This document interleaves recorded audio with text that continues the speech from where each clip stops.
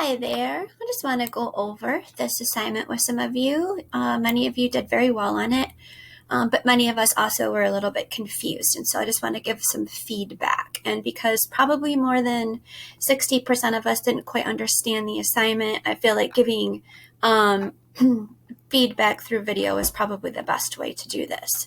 So the title of the assignment was Support Claim. And we were kind of talking about here when you argue about something, you're usually giving reasons for or against something. So you might make an argument in school for a paper, for a presentation.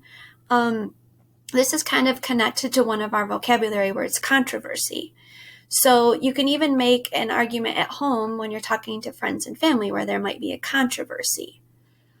You are much more likely to be able to argue a strong point if you are actually preparing your argument. And by preparing your argument, you need to have solid evidence. You need to have information that's going to back up your claim or support your claim.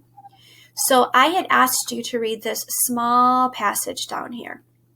And many of you did really, really well. You understood that I wasn't asking you for the main idea. I was asking you for the claim.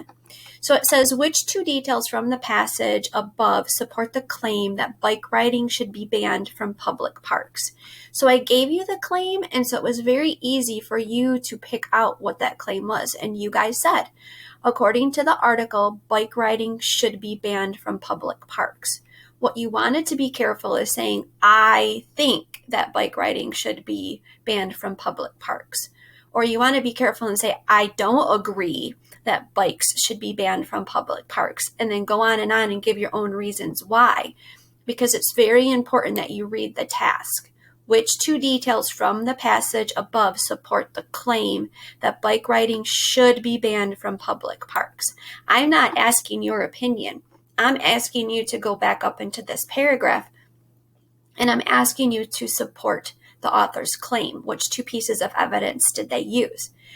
And the reason I had you do this is because you're going to get ready to be, you are going to actually get ready to start presenting your own arguments.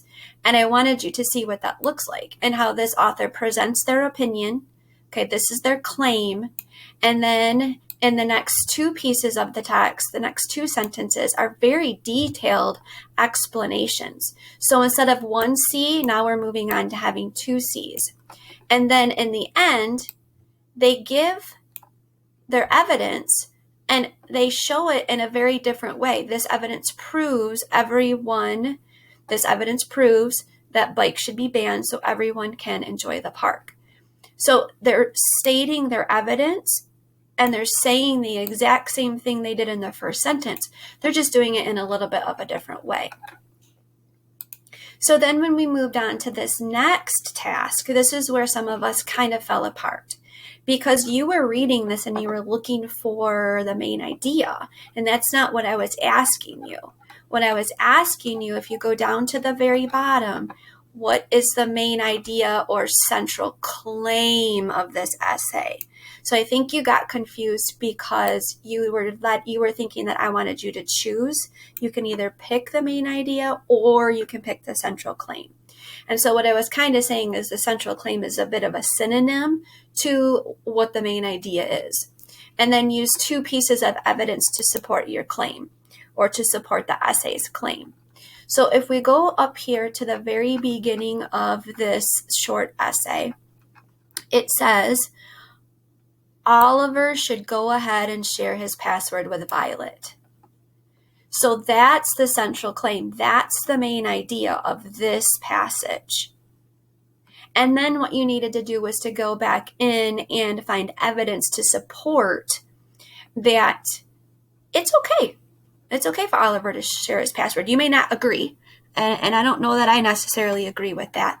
But what we want to do is say, okay, if Violet is saying it's okay, and this author here, Miss Linda Jones, is saying, yeah, it's okay. Oliver should go ahead and share his password. Well, where is that information? Where is that evidence that shares that it's okay? And so one reason is it's big. One reason is to save money. Okay. And so you could have said one reason is to save money, and then you could have given examples of how you save money by sharing passwords. Now, there is what we call a counterclaim here, and many of you used this to support what you thought was the main idea. But no, the main idea of this particular passage was that Oliver should go ahead and share his password. And we have one piece of information is to save money. And then down here it kind of says it's a good habit to update your password anyways. So there's one. And then if you keep scrolling down, there were a couple of other, I'm trying to see if I can't find the other one. But there's really no big deal. No one's ever gotten in trouble for sharing a password. In fact, it's such a common thing that happens that now a major company, Netflix, allows you to share passwords, and you can stream 4 devices at one time. And the truth is, companies know what's going on, but they're not particularly concerned about it.